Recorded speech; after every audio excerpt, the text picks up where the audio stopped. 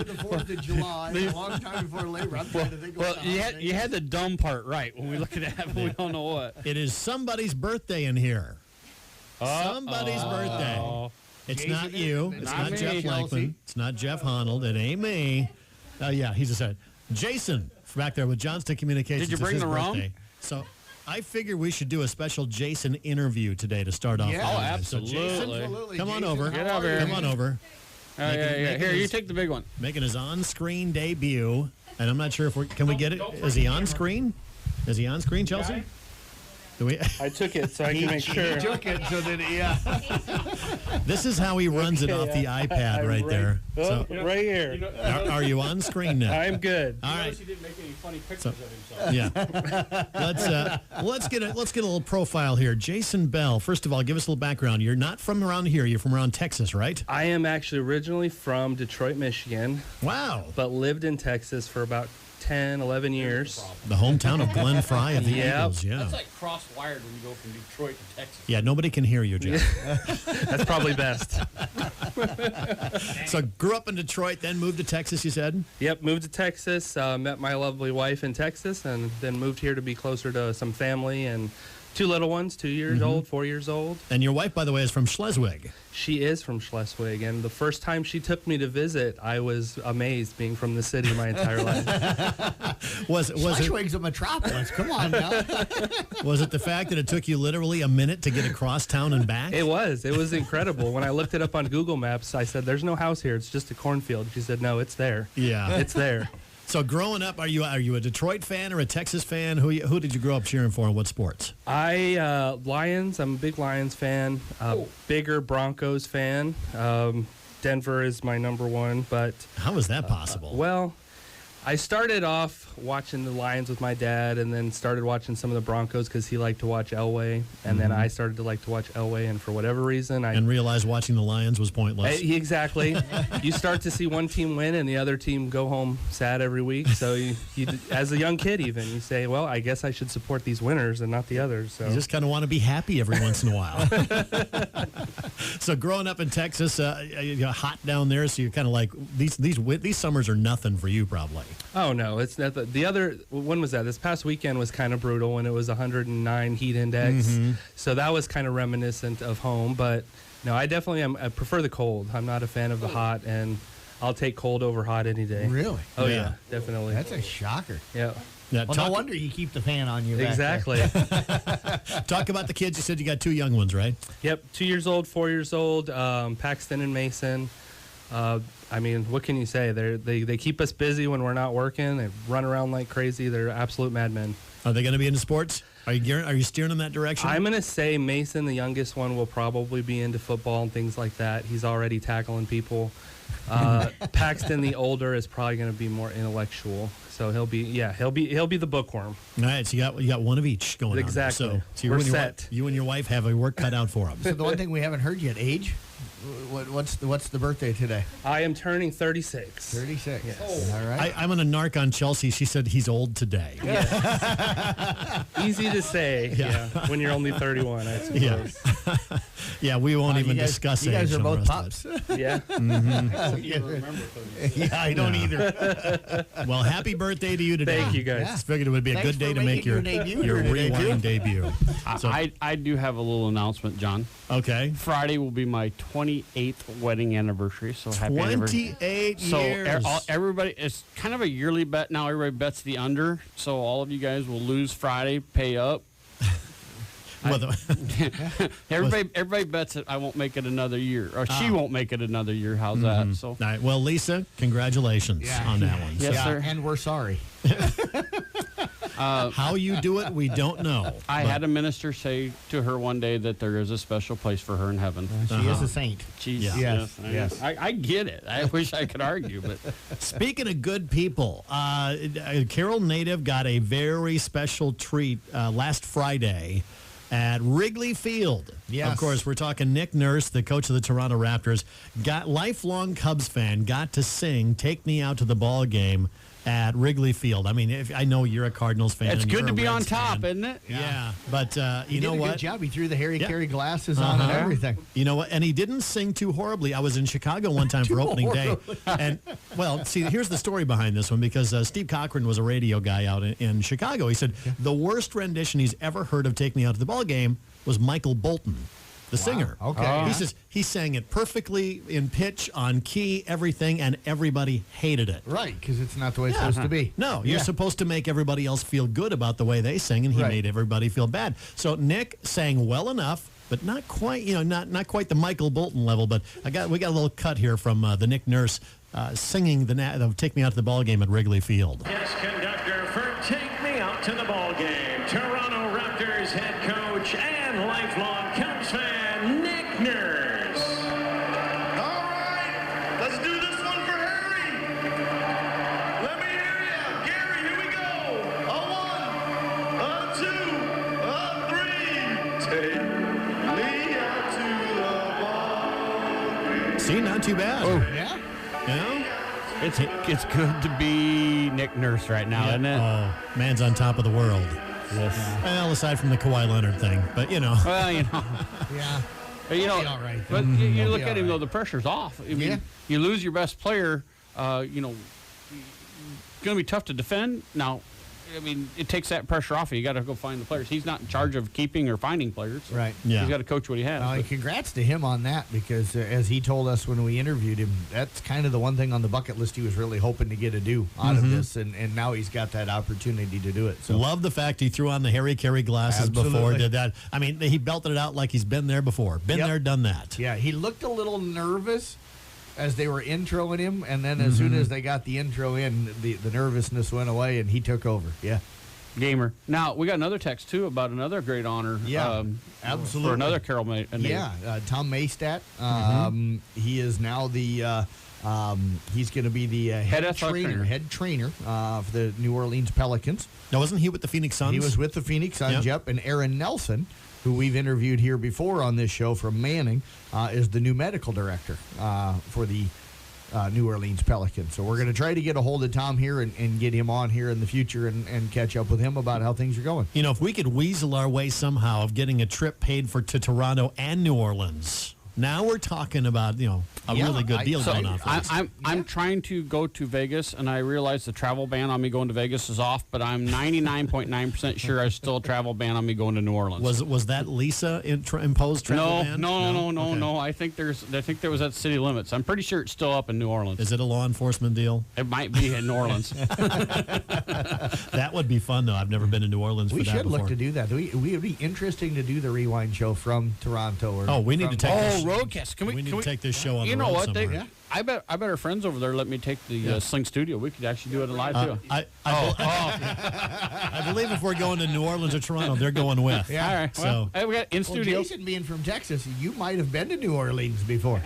He Yeah. has. He can All right. show us around. I've never been there. And with Honnold Band, Yeah. I maybe ought to stay back here and run the studio. Also saw something recently on Facebook. Greg Custra. Yeah. Bruno, which I didn't know that was his nickname. Yeah, by the way. Bruno was helping out at the Kemper Fieldhouse teaching weightlifting techniques. This guy has gotten amazing results from local athletes. He's been working with a lot of them. Does a terrific job with all of that. Yeah, absolutely. And I've gone to a lot of events with Greg, national events, and we know Greg. Greg is Bruno. He's a great guy, and You guys have both trained with him. Yes. We don't want to hold that against him. But to see the respect that he gets throughout the weightlifting community nationally. I mean, there are literally people that come up and seek him out at national events. I always tease him. It's just like the Godfather. Everybody comes up and kisses his ring. But there's about 4 of them that are kind of the old guard, old school, and they all come up. I mean, he usually holds court at a pretty good table whenever we go out to eat. yeah, and you know the respect level he has, nationally and even worldwide when the U.S. weightlifting coach is good friends and has him out there, and talks with him on a regular basis. That shows you the respect. He's had athletes from all over the country come in and train for him. Olympic athletes have come in and trained at his place. So He actually trains the coaches at UNI. Yeah. I mean, here's a guy that goes, they send him around the country to train the coaches. So great guy. I'm glad he's in town. Fun to be here tonight. He's been yelling at me. He and I need to go spend the night and hang out a little bit. But Yeah. I mean, talk about some great talent right here in Carroll. I mean, all these Absolutely. people are right here from the Carroll area. So, just some news and notes about some people around the area. But the biggest highlight, of course, Jason's 36th birthday. So, Yes. Yeah. You guys got big plans? Okay. Isn't this big enough being I would in the think studio so. for Yeah. KCIM he's Sports on Rewind? What He's- more can you yeah. ask for? He Made got his to make his debut. debut. Yeah. He's got to go hook up a VCR later on today, right? Yeah. Do you guys read manuals for fun at home on how to hook stuff up? Well, we got to talk about the KCIM All-Star baseball softball game coming up and a little something called the postseason. Yeah. Last night, 3 Didn't teams in wanna say action. it, did you? Nope, I'm not going to do I'm it. loaded. I'm over here loaded. I'm not going to indulge someone over there. I got it. It's loaded. We'll talk about that coming up next. As the athletes at your house.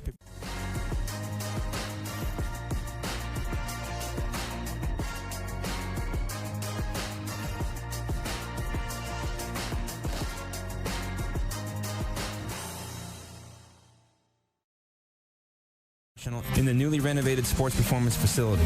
If an injury is keeping your athlete out of the game, call St. Anthony Rehabilitation Services at 794-5000 for sports injury and treatment rehab. It is KCIM Sports Rewind. Sports Director Jeff Blankman, Jeff Honnold, and John Ryan along with you. Say it. Playoffs! He's gotten better at that. He has actually gotten better at started that. to sound a little bit more like him all the That's time. getting pretty close. Every hair on the back of my neck is standing up right now, but that's okay. I didn't go through the whole one. I just gave you the one. I could have. I mean, there's more to that. I know there is more. So we'll. I just- watched that live. We'll call it good at that. Why can I always see that coach's face and never think of his Jim name? Mora. Jim Mora. There Jim you go. Mora, yeah. I was crying when he did it Jim the Mora first time. senior, not- Senior. yeah. Yes. So you went over yesterday to Ogden to cover the Kemper Yes. ball game, a game that got postponed. They all got postponed from Saturday. So Saturday they night, decided yep. they were going to play this one at 11 o'clock in the morning because Ogden had a softball team. State softball At the game state tournament. at 5 o'clock last night, so they wanted to give everybody time. They probably could have played it a little bit later in the day, probably around 1 o'clock or so. But to be honest with you, 11 o'clock start was good for me. It Yeah. was really Actually, it was nice kind of and fun. It was, yeah. It was kind of neat having kind of early morning, early afternoon baseball. But Kemper got off to a good start too. They led. did. Yep, they did. Fell down 1-0 right away in the bottom of the first, and then Aaron Trek came up in the second and hit a home run to tie it, a solo shot to lead off the inning, and then they got a 2 RBI or an RBI double, I should say, from Kyle Berg in the second and led it 2-1 at that point. But a couple of miscues hurt them in the fourth inning. They had 2 outs. Had an error that would have ended the inning, and what good teams do is they take advantage of the miscues that you give them, and Ogden went out and scored 3 runs in that fourth inning with those 2 outs and grabbed the lead, and then added 2 more runs in the fifth inning. They go up 6-2, and then added an insurance run in the bottom half of the sixth inning. Kemper did have a chance in the fifth, had bases loaded, middle part of the order coming up, but just couldn't get the hit. You got to give Craven, the pitcher from Ogden, a lot of credit. Picked a kid off of second base during the game yesterday, came up with 2 big strikeouts, one of Kyle Berg and one of Austin Tegas with the bases loaded to get out of trouble in the fifth inning, and that was really kind of turned out to be Kemper's last hope, to be able to get back into the game. Just struggled. They struggled over there hitting against Southeast Valley last Tuesday night, got that 1-0 win on a balk in the bottom of the seventh inning, and struggled to hit yesterday. 4 hits, if I remember correct, in that game. Errors and walks. Yep. Especially this time of year. But errors and walks are always big. But boy, in the postseason when teams are so closely matched, Right. just it kills you. And it wasn't a lot of walks. They walked 3 total yesterday. Austin Tegas, he takes the loss, but he went 4 innings, gave up 7 hits, only 1 earned run. He did everything he was supposed to do to keep the team in the game. But they had a few errors, 2 errors on 1 play pretty much on a play in the fifth inning that allowed some runs to score, and just I don't know if you want to say got rattled, but maybe started to hurry and press a little bit once they got behind late in the game, and some more miscues kind of helped Ogden out. But Randy said it in the postgame. Coach Randy Snyder, Doug Waniger, who helped me do the broadcast, and I both felt during the game that as you watch the game play out, at least as of yesterday, starting at 11 o'clock in the morning, from 11 to 1 o'clock, Ogden was just a better baseball team. Yeah, and sometimes that I don't know what grade level they were, but Kemper was a very young team this year. Kind of, you can go through that regular season, but the postseason's a whole nother matter. And every step you take in the playoffs just brings it to a whole nother level. And Ogden has been one of those teams that people have been talking about all year long. Yeah. It's one of those solid teams, and they were just put together a nice game. Well, and they're 1-1 against Van Meter, who they'll play tonight down at Ankeny Centennial for the right to go to state. Won by 3-0 and lost 5-4. So they've got a chance tonight against a team that's been ranked in the top 5 all year long. So that tells you that they're a pretty salty team, and they just took advantage of what they needed to yesterday and got the win. But they have 6 seniors. Kemper has 2. So if you don't, I hate to put it this way, but sometimes when you don't get seniors out, sometimes the teams that have the seniors out at this time of the year make a little deeper runs. You don't need a ton of seniors, but you need some at key positions just for that leadership on the field, not to get rattled, things like that. So once again, Kemper, if they keep everybody out, looking solid again next year. Yes. Yeah, absolutely. Yeah, the future looks really good for this team. They're going to lose a couple of really nice seniors, but they've got some really good young kids to be able to build around. That sophomore going to be junior class. Got 4 or 5 kids in there that are really pretty good. All right, so Kemper ends their season yesterday over in Ogden. Also, Audubon saw their season come to an end last night as well. Yeah, the score may be a little bit deceiving. They ended up losing 10-0 in 6 innings.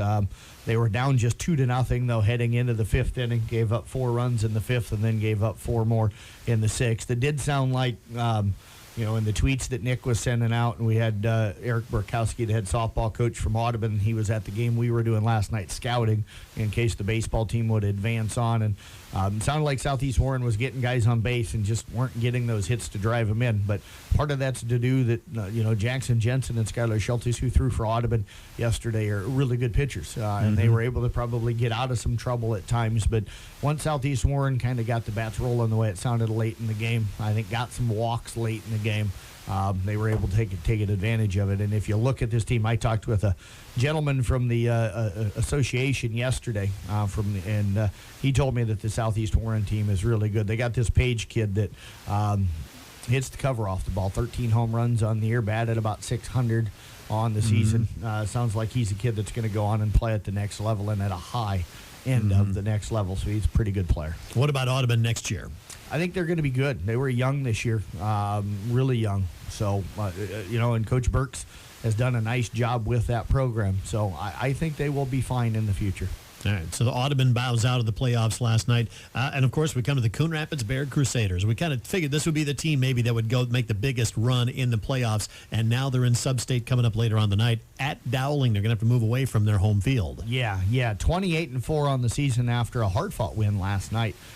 Got a great start from Cade Schlepp. I thought he was the story of the game last night. He's not a strikeout guy, but his breaking ball was working magically last night. Struck out 4, but what he induced was just a lot of really kind of easy outs. I think there was one time last night that we thought the ball was hit fairly hard off of the bat last night against him. Other than that, it was, ground balls to the infield, lazy fly balls to the outfield. There was only the one time where I thought the ball was hit relatively hard, but that was it. And that ended up being a fly ball to the outfield. So he did a nice job of staying up in the zone last night, really got him to really pop it up. And one of the things that he was talking about, he was snapping that off. He'd throw it right at their head, and that thing would snap off and land over the plate at their knees. So he had the big break going, and he had enough movement on his fastball that he just couldn't get anything on it. I thought he did a great job. He couldn't have gave up many hits. Four hits all night, and those were just little seeing eye grounders. So in command all night long. Really was only gave up the one walk. Was really in command all night. Yeah,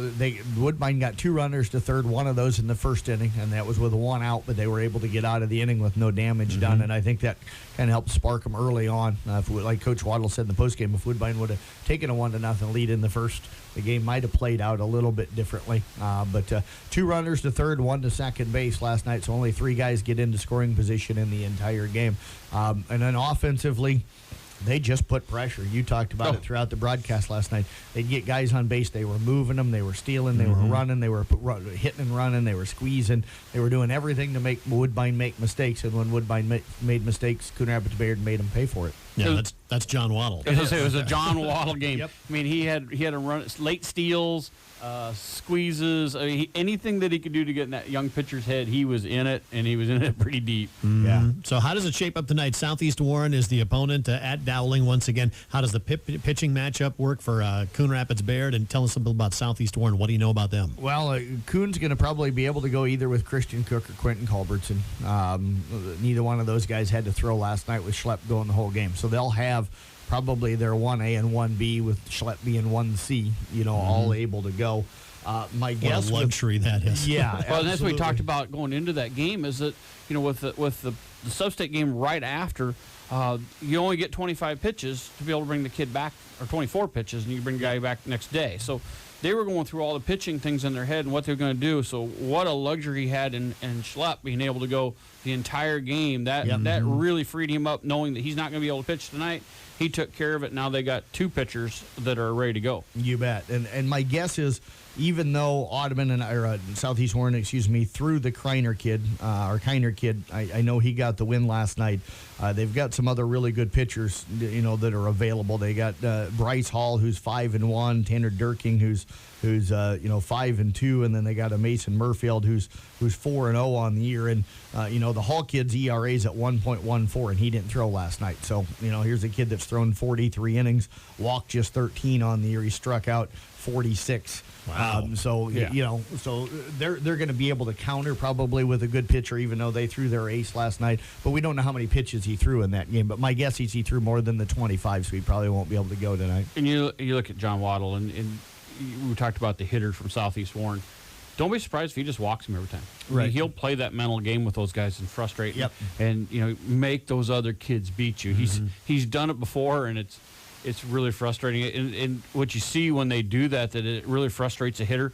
It sometimes affects their defense too. So he'll do that just in order to try to play with them. And he may not intentionally walk him. He may just pitch around him to really.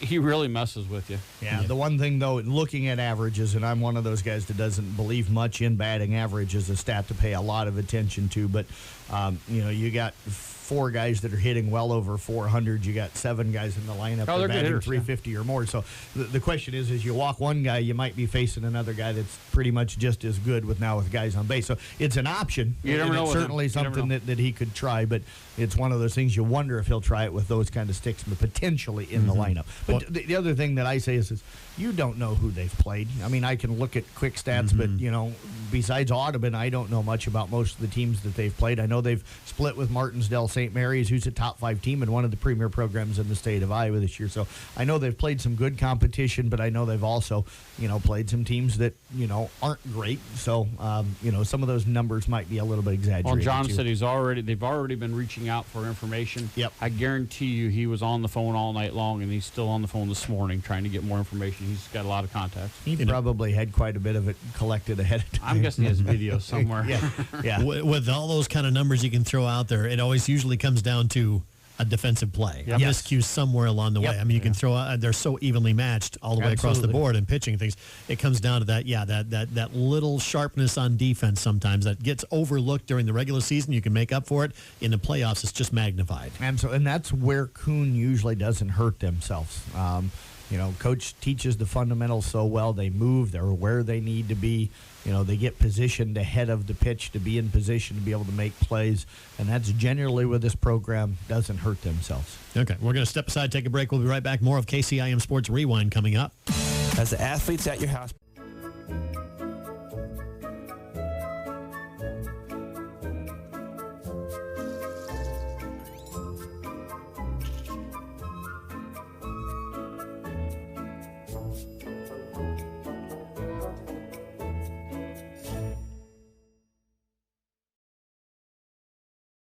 Rehabilitation Services at 794-5000 for sports injury and treatment rehab. It's KCIM Sports Rewind. Got a podcast of today's show. It's going to be available on the website, 1380kcim.com, just a few minutes after the program wraps up here. We forgot to talk about the Carroll baseball team. Once again, they made their playoff appearance down in Harlan, as always. Yep. Do we not have a nice stadium? stadium here or something? Yeah. It's amazing. They always have to open up in Harlan, and they took on Winterset and bowed out. But what a great season! How many strides forward did this program take? A lot, an awful lot. And that senior group's got to be really proud of themselves. Talked with Devin Bach and Cade Nissen after the game, the two seniors, and they were really sad to see their careers come to an end. But I think they knew what they've done. They were with this program when they won no games. They were with this program when they won 1 games, and last year they won like 8 games. And then you this gotta year they love the jump fact up they and kept going. Absolutely, out. and those two guys stuck with it, and they've kind of been the foundation for those younger guys to be able to build on. And they led, and they were just tremendous leaders. And I think this program right now seems to be in really good footing. And Coach Young came in his first year and kind of just took the reins. And I think the kids really like playing for him, and he loves it. And I think he's going to do some really nice things. I think he's got a group of guys that's really excited about the game.